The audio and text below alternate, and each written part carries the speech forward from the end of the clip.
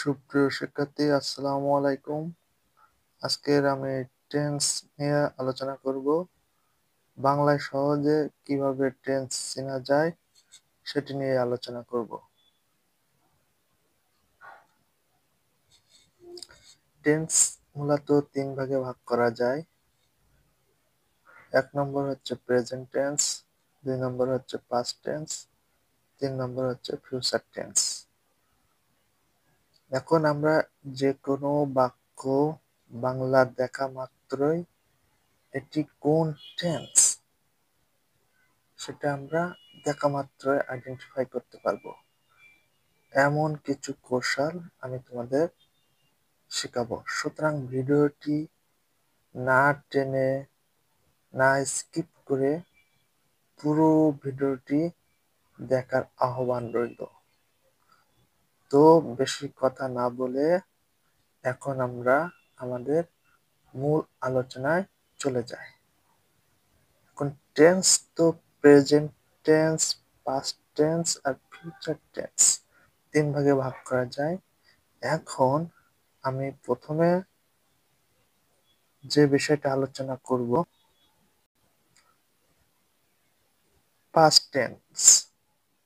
Present টেন্সটা একটু পরে আলোচনা করি, আগে প্রথমে আমরা পাস্ট টেন্স আলোচনা করব। পাস্ট টেন্সে আমাদের খেয়াল রাখতে হবে ক্রিয়া শেষে ল এবং লাম থাকবে। পাস্ট টেন্সে কি হবে? ক্রিয়ার শেষে ল এবং লাম থাকবে। যদি বাংলা বাক্যে ল ক্রিয়ার শেষে ল এবং লাম থাকে তাহলে সেটা পাস্ট টেন্স। এখন আমার প্রশ্ন হচ্ছে ক্রিয়া বাংলা বাক্যে আমি কোথায় থাকে সেটা আমাদের জানতে হবে। নর্মালি বেশিরভাগ ক্ষেত্রে ক্রিয়া বাংলা বাক্যের শেষে থাকে। ক্রিয়ার সাথে ল বা লাম থাকলে সেটা past tense. Next future tense. ক্রিয়ার শেষে ব থাকলে সেটা ফিউচার টেন্স। কত সহজ! ল এবং লাম থাকলে ক্রিয়ার শেষে পাস্ট টেন্স, আর ব থাকলে ক্রিয়ার শেষে ফিউচার টেন্স। এই দুটো বাদে পৃথিবীতে যত ধরনের বাক্য আছে সবগুলোই কি প্রেজেন্ট টেন্স, প্রেজেন্ট টেন্স। ঠিক আছে, এখন আমরা কিছু উদাহরণ দেখব। ঠিক আছে, কোনটা কোন টেন্স আমরা বাংলা বাক্য দেখে আইডেন্টিফাই করতে পারবো খুব সহজে। উপরের যে নিয়মগুলো আমি বলেছি ওগুলো যদি আমরা একটু খেয়াল করি, একটু মনে রাখি, তাহলে আমরা সহজে বাংলা বাক্য থেকে বুঝতে পারবো এটি প্রেজেন্ট টেন্স, পাস্ট টেন্স না ফিউচার টেন্স। এখন আমি একটু উদাহরণ প্র্যাকটিস করি। ঠিক আছে, আমরা এখন উদাহরণ প্র্যাকটিস করব। উদাহরণ দেখো, বলছে প্রথম উদাহরণে বলছে আমি কাজটি করব। আমি বলেছি বাংলা বাক্যের শেষে নরমালি বা সাধারণত ক্রিয়া থাকে, তাহলে আমি কাজটি করব, এখানে ক্রিয়া করব। ঠিক আছে, এখন দেখো এই ক্রিয়ার শেষে আমাদের কি আছে? ল আছে না লাম আছে? যদি ল এবং লাম থাকে পাস্ট টেন্স। এখানে ল এবং লাম নেই, তাহলে এটা পাস্ট টেন্স না। যদি ব থাকে তাহলে ক্রিয়ার শেষে ব থাকলে কি ফিউচার টেন্স। তাহলে এখানে ক্রিয়ার শেষে ব আছে, তাহলে এটা কি ফিউচার টেন্স। কত সহজ! নেক্সট উদাহরণ দেখি আমরা। আচ্ছা, আমি বিদ্যালয়ে যাব। ক্রিয়া শেষে থেকে যাব। এই ক্রিয়ার সাথে দেখো কোন অক্ষর আছে? ল, লাম আছে? নেই, তাহলে এটা পাস্ট টেন্স না। ব আছে, ব থাকলে ক্রিয়ার সাথে ব থাকলে কি সেটা ফিউচার টেন্স, তাহলে এটা ফিউচার টেন্স আমরা সহজে বুঝে গেলাম। নেক্সট উদাহরণে দেখো তারা বাজারে যাবে। বাংলা বাক্যে ক্রিয়া থাকে নরমালি কোথায়? শেষে, যাবে। এই ক্রিয়ার সাথে যদি ব থাকে তাহলে সেটা কি ফিউচার টেন্স। তাহলে এখানে যাবে ব আছে, এর জন্য এটা কি ফিউচার টেন্স। তারা নেক্সট উদাহরণ, তারা ফুটবল খেলবে। খেলবে ক্রিয়া, ক্রিয়ার সাথে ব আছে, আর ক্রিয়ার সাথে ব থাকলে সেটা কি ফিউচার টেন্স। তাহলে আমরা সহজে বুঝে ফেললাম ফিউচার টেন্স ক্রিয়ার সাথে ব থাকলে সেটা ফিউচার টেন্স। এখন আমরা আরো কিছু উদাহরণ প্র্যাকটিস করব। উদাহরণ, ঠিক আছে, লক্ষ্য করো। এখানে প্রথম উদাহরণে বলছে আমরা বাংলাদেশে বাস করি। আমরা বাংলাদেশে বাস করি, এখন ক্রিয়া শেষে থাকে করি, এর সাথে ল আছে, লাম আছে, নেই। তাহলে ল এবং লাম যদি না থাকে তাহলে এটা পাস্ট টেন্স না। ক্রিয়ার সাথে কি এখানে ব আছে, নেই, তাহলে ফিউচার টেন্সও না। তাহলে পাস্ট টেন্সও না, ফিউচার টেন্সও না। তাহলে আমার কোন টেন্স বাদ আছে, প্রেজেন্ট টেন্স।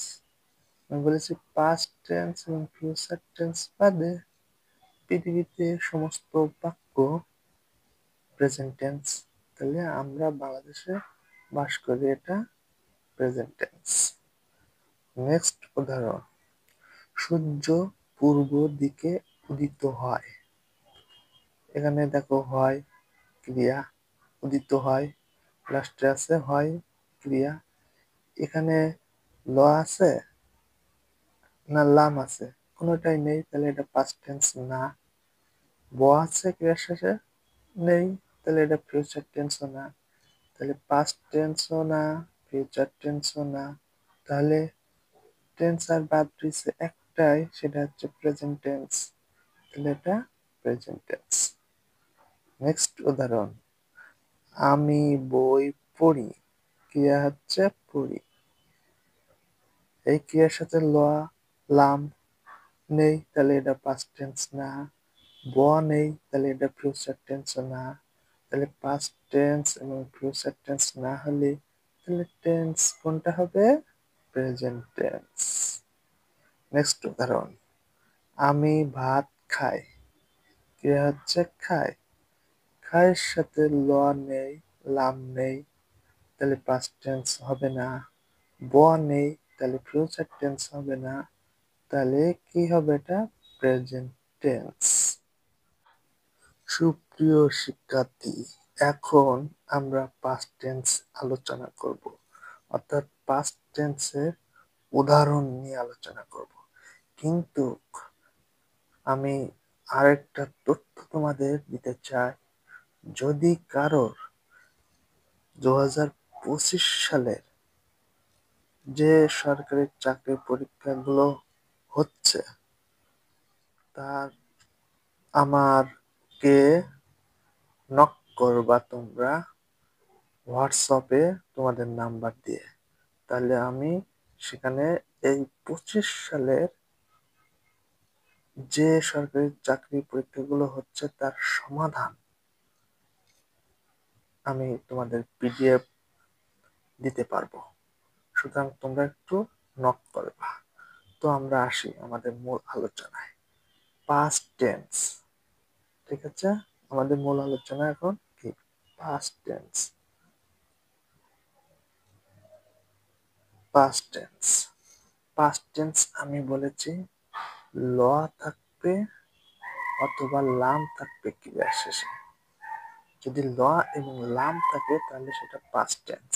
এখন আমরা উদাহরণ লক্ষ্য করি। যেমন বলছে 1 নম্বর উদাহরণে বলছে আমি ভাত খেয়েছিলাম। এই দেখো এখানে লাম আছে, লাম ক্রিয়ার শেষে লাম থাকলে কি হবে, সেটা পাস্ট টেন্স হয়। বলছে এখানে ডট ডট ডোয়া মানে আমি, হ্যাঁ, আমি স্কুলে গিয়েছিলাম। এই দেখো লাম আছে ক্রিয়ার শেষে, লাম আছে, লাম থাকলে কি সেটা ল বা লাম থাকলে কি পাস্ট টেন্স। ঠিক আছে, এরকম ল বা লাম যদি ক্রিয়া শেষে থাকে তাহলে সেটা পাস্ট টেন্স। তাহলে প্রিয় শিক্ষার্থী এবং চাকরি প্রার্থী যারা রয়েছে, আমরা টেন্সটা খুবই বাংলায় সহজে শেখার চেষ্টা করলাম। বাংলা বাক্য দেখা মাত্রই আমরা বলে দিতে পারবো কোনটা কোন টেন্স। ঠিক আছে, আমরা খুব সহজেই বলে দিতে পারবো কোনটা কোন টেন্স। আমি তোমাদের রিপিট করছি আবারও, যদি ল এবং লাম থাকে তাহলে সেটা পাস্ট টেন্স, আর ক্রিয়া শেষে ব থাকলে ফিউচার টেন্স। আর ল, লাম এবং ব যদি না থাকে, পৃথিবীতে সমস্ত যত ধরনের বাক্য আছে সব বাক্যই হচ্ছে প্রেজেন্ট টেন্স। ওকে, এরকম নিত্য নতুন ভিডিও পেতে, গ্রামার ক্লাসগুলো পেতে তোমরা আমার চ্যানেলটা সাবস্ক্রাইব করো। তাহলে আমি তোমাদের জন্য আরো নিত্য নতুন ভিডিও নিয়ে ইনশাল্লাহ উপস্থিত হব। সবাই সুস্থ থাকো, ভালো থাকো, আল্লাহ হাফেজ।